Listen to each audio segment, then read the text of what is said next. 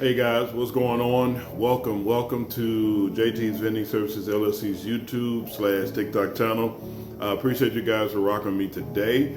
Today is Friday, the 22nd, 2025 of August. Man, we almost into what's come out of August, September, and then October, November, December, and the year will be over with in like a matter of like 4 months.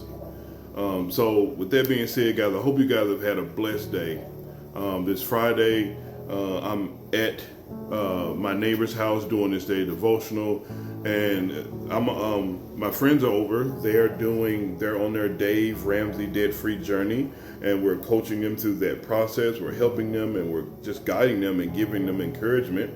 And they want to have dinner. They hadn't eaten out in 2 weeks, and that's saying a lot. They were spending over $2,500 a month on eating out. And we introduced them to Dave Ramsey. He's like, hey, try it. And her husband Jacob listened to some of the videos, and they jumped on board. And we told them, we appreciate you guys jumping on board. You're going to love the feeling when you get over that hump, and when the money is coming in and not going out so much. You're going to love it. So with that being said, I'll introduce them a little bit later, but we're knocking out this day devotional right now. So let's get into this day devotional for Friday. And remember, guys, I know some of you guys have gotten paid today. Move some money over to your savings account, to an investment account. Move some money over. Save some money from your check, from your paycheck. $25, $50, $100. Save something. Move something over now, because money typically says one thing: if you save me now, I will save you much later. That money will be down the line when you need it, and you'll have built your emergency fund. So my friend Jacob, he put a lot of money towards that. So we're getting it. They're getting into that process, and when they come out on the other side, we're more than likely going to go and celebrate with them and post that on our channel. So with that being said, guys, let's get into it. Please don't forget to continue to like, share, and subscribe. From the bottom of my heart, I truly appreciate you guys helping out trying to grow and get to where it is today. I truly appreciate that. So our daily devotional is entitled Listening to the Wise. So Mordecai went away and did everything as Esther had ordered him. Esther chapter 4, verse 17. At the end of a day-long seminar on biblical understanding of humility, two very elderly gentlemen asked to speak to the audience. The men had sat on opposite sides of the auditorium that day and didn't confer with each other. Yet, what each said was haunting.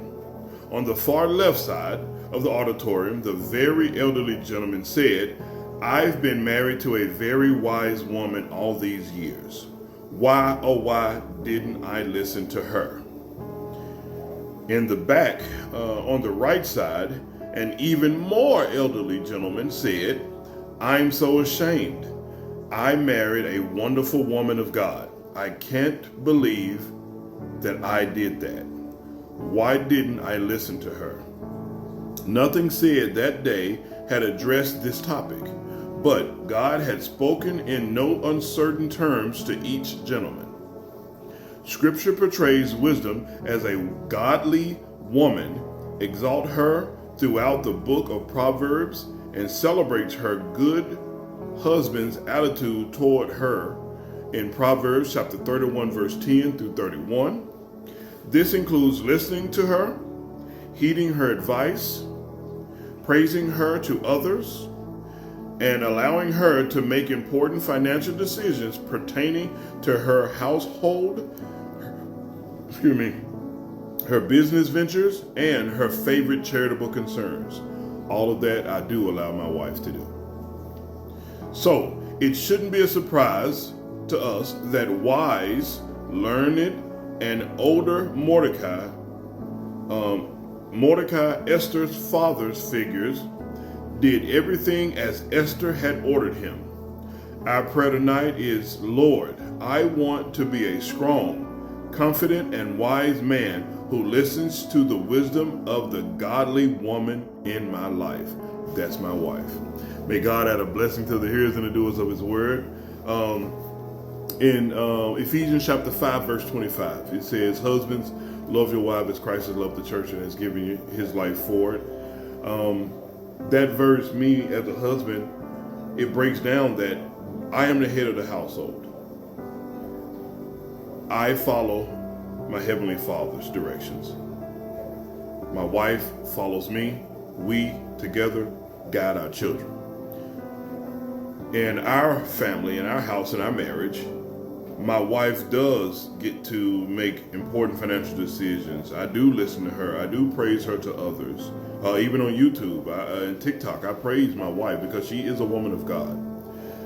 And how I was brought up and raised, that was not how you treated women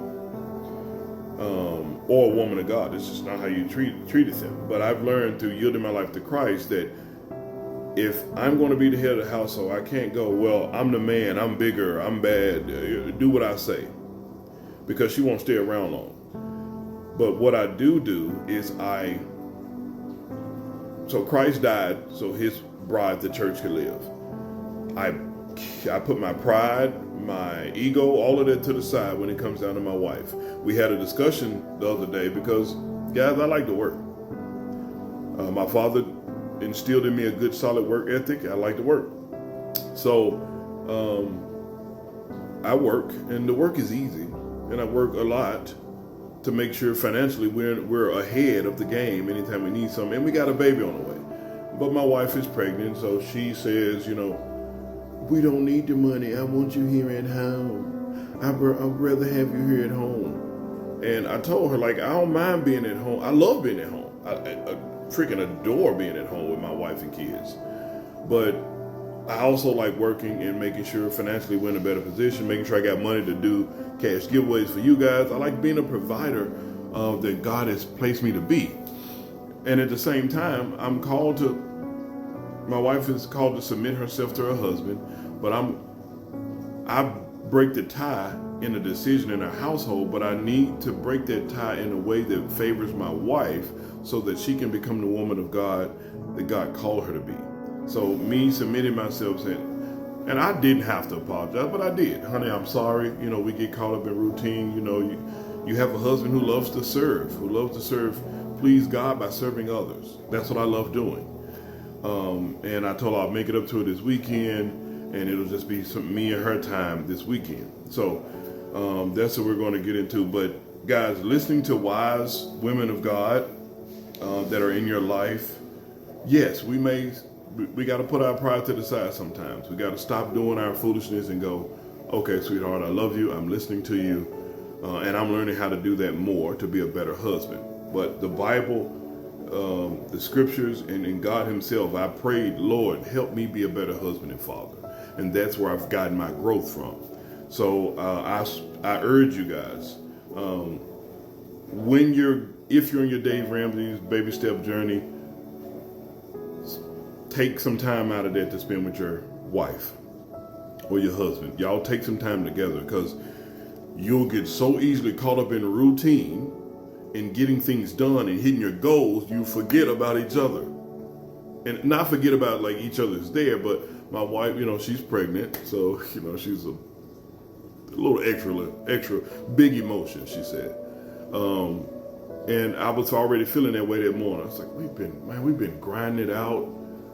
I need some time with just me and you, so we can sit and cuddle and just be under each other. Because I missed that, but I didn't realize how much I missed it until we got to grinding and trying to get everything situated for the new baby. So anyway, listening to the wise, especially the wise woman in your life. Continue to put God first. Continue to focus on your finances, your faith, your fitness, your finances, your friendships. All of those 5 F's. Focus on those. Not in any specific order, but you got to put God first no matter what. So I love you guys. I'm going to probably attach a video shortly and show you guys what's going on outside. But have a blessed night. Be safe. Au revoir. A bientôt. À la prochaine.